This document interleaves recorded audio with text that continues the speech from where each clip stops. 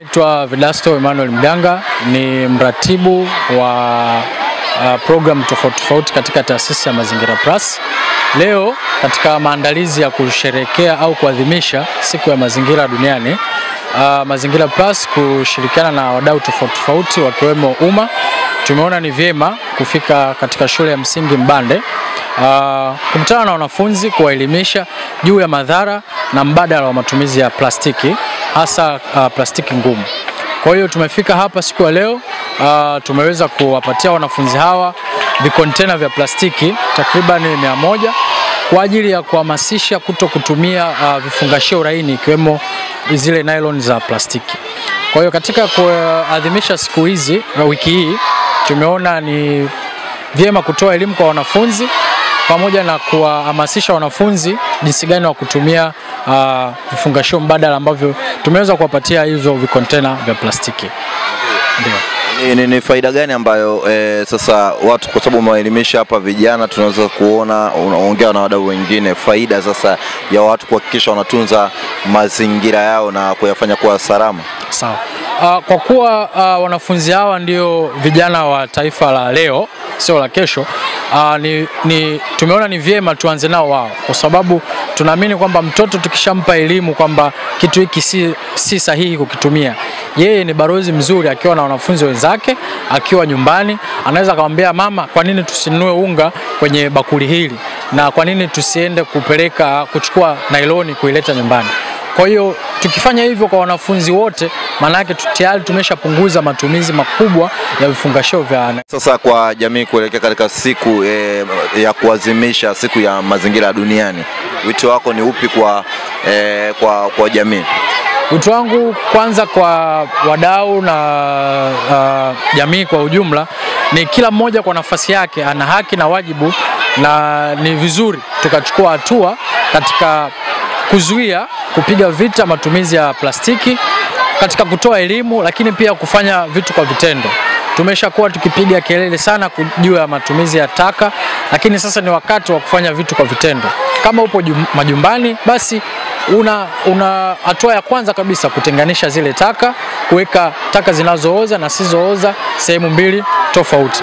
Lakini pia kwa wadau, wiki hii ni wiki yetu sisi kutoa elimu kwa jamii, kufanya matukio tofauti ambayo kwa msingi tutaelimisha jamii nzima inayotuzunguka, ikiwemo kupanda miti, kwenda kwenye mashule kama hivi kuhamasisha wanafunzi, lakini pia katika majumba yanayotuzunguka kuhamasishana sisi kama jamii kuto kutupa taka ovyo. Naamini tukifanya hivyo katika namna moja ama nyingine tutaweza kupiga vita swala zima la taka ngumu katika mazingira yanayotuzunguka. Asante sana. Asante. Naitwa Beda Stefano Juma. Mimi ni katibu wa shirika la utunzaji wa mazingira kwa faida ya mama na mtoto, kwa kifupi umma. Tuko hapa siku ya leo kwa ajili ya kuweza kuzungumza na watoto juu ya siku ya mazingira ambayo itafanyika, kilele chake ni siku ya kesho tarehe 5. Kwa ujumla tunapozungumzia mazingira, tunazungumzia ule uhalisia wa utunzaji wa mazingira kwa ujumla, kwa kila Mtanzania au kwa kila mwananchi kujua jinsi ya kuyatunza mazingira na kuyahifadhi mazingira. Na hasa tunazungumzia habari ya taka ngumu au plastiki ambazo haziozi, zinakuwa ni tatizo kubwa katikati ya jamii, zina sumu, hasa kwenye kuchoma moto, moshi wake unaleta madhara kwa kiafya, lakini pia ni tatizo hata wakati wa mvua, maji yanapoenda baharini na somba, samaki na wanyama wengine walioko baharini wanapata madhara kupitia mifuko hiyo. Kwa sababu ya swala hili la msingi, na serikali yetu imelizungumzia, kwa sisi kama wadau tuko hapa kuhakikisha kwamba tunaunga mkono serikali yetu na mama yetu Samia, Rais wa Jamhuri ya Muungano wa Tanzania, na wadau wote wa mazingira kuhakikisha kwamba tunayatunza mazingira kwa pamoja. Hilo ndio swala la msingi ambalo limetuweka siku ya leo hapa, ili kuelimisha masuala ya mazingira kwa watoto wetu wakiwa katika umri huu, na hata wanapoendelea wajue kwamba mazingira ni nini na ni jinsi gani ya kuyatunza mazingira. Kwa nini mmechagua kutoa elimu kwa shule ya msingi, kwa wanafunzi wa shule za msingi, na isingekuwa labda kwa watu mtaani tu? Tunapozungumzia watoto au wanafunzi wa shule ya msingi ni kwa sababu ndio kizazi ambacho kinakutana na athari kubwa kuliko watu wazima, watu wanaojielewa, kwa sababu hasa watoto wanatumia vifungashio vya nailoni, wanauziwa mihogo, wanauziwa sambusa. Alafu cha ajabu ni kwamba watoto wanaponunua vile vitu wanavifinyanga, inakuwa kama uji, kwa hiyo anaweka mdomoni na nailoni ile. Kwa hiyo kwa kumwepushia madhara, tukaona ni vizuri tuanzie chini kwa watoto ambao wana uwezo wa kuelewa na kukuweka kumbukumbu, ikawa msaada hata kwa taifa la kesho. Hilo ndio ambalo la msingi tunalofanya. Lakini pia wanapoelewa watoto, inakuwa ni rahisi kuwafikishia wazazi na kuwaelimisha juu ya swala hili, kwa sababu mtoto ukishamfundisha, kawaida yake anashika kitu, na akisha kishika ni rahisi kumwelimisha mzazi kwamba hiki tumefundishwa kiko hivi, na mtoto huwa anakuwa na msimamo. Hiyo ndio hulka ya mtoto. Kwa hiyo ndio maana tuliona tuanze na watoto, ili watoto hawa wakawe ni chachu kwa watoto wenzao, lakini pia hata kwa wazazi na pia kwa ajili ya taifa la kesho. Asante sana. Karibu sana madam, tuambie umepokeaje siku ya maadhimisho ya mazingira duniani katika shule yako? Anza kwa majina yako. Asante. Kwa majina naitwa Mwalimu Stella Amon Sanga. Nimepokea vizuri sana haya maadhimisho. Kwa ujumla hivi vitu tunaweza tulikuwa tuvifahamu, lakini kitendo cha hawa Mazingira Plus kuja shuleni kwetu wametufahamisha na tumeipokea vizuri sana, kutokana na namna watoto walivyopokea na kupata hii elimu.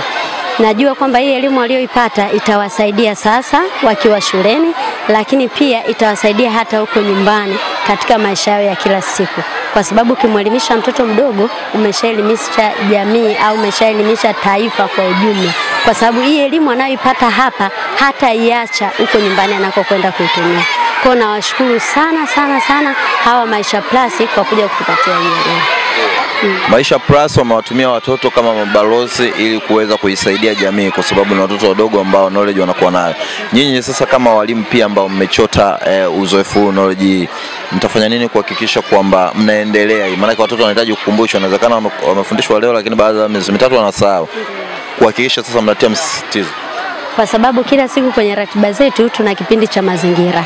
Kwa hicho kipindi cha mazingira, kwa hii elimu tuliyoipata tutaitumia vizuri, ili angalau wanafunzi wote kwa ujumla waweze kuipata na iwe mwendelezo wa kila siku kuweza kuwafundisha. Asante sana. Asante. Naitwa Mwajuma Mohamed kutokea Sanamare, Tanzania. Leo tumepata fursa ya kuja kutembea katika shule ya Mbande, shule ya msingi Mbande. Sisi kama wadau wa mazingira, kuelekea siku ya mazingira duniani, tumeona kuna umuhimu mkubwa wa kushirikiana na taasisi wenzetu wa Mazingira Plus katika swala zima la kuja kutoa elimu kwa wanafunzi. Kama tunavyojua, hawa ni vijana wadogo, ni mabalozi wazuri kabisa katika kuhakikisha swala zima la utunzaji na uhifadhi wa mazingira yetu linafanya kwa ustawi, linafanya pia kwa weledi. Tumeona wanafunzi wameparticipate vizuri katika shughuli hii. Tunategemea kutoa elimu kwa nadharia pia na vitendo. Sisi kama jamii tunashauriwa au tunatoa wasa kuhakikisha tunakuwa mstari wa mbele, tunakuwa mifano, ili kuhakikisha hawa vijana wanaotuangalia wanakuwa mabalozi wazuri, wanaweza kutuiga katika kuhakikisha mazingira yetu yanabaki salama. Jambo, shikamo. Marahaba. Kwa majina unaitwa nani? Kwa majina naitwa Janet Hamisi. Tuambie, mmepewa elimu ya siku ya maadhimisho ya mazingira katika shule yenu. Wewe kama mwanafunzi, kwa niaba ya wanafunzi wenzako, umepokeaje? Nimepokea vizuri, kwa sababu mazingira ndio kila kitu, tunabidi tuwatunze mazingira yetu. Kabla hujapewa elimu ulikuwa unajua kwamba mifuko hii ya nylon labda ina madhara au namna ya kuhifadhi taka ngumu na kuhifadhi taka ambazo ni laini? Hapana, kwa bado sijui. Nilikuwa bado sijui, kwa hiyo leo walipokuja wametuelimisha kuhusu umuhimu wa mazingira na athari za mifuko ya plastiki. Sasa wewe ushapata hii elimu, utaitumia vipi elimu ambayo umepewa leo? nitaenda kuwaelimisha wanafunzi wangu na kuambia juu ya athari ya mifuko ya plastiki na kutumia vyombo kama containers hapa tulizopewa. Ndio. Asante.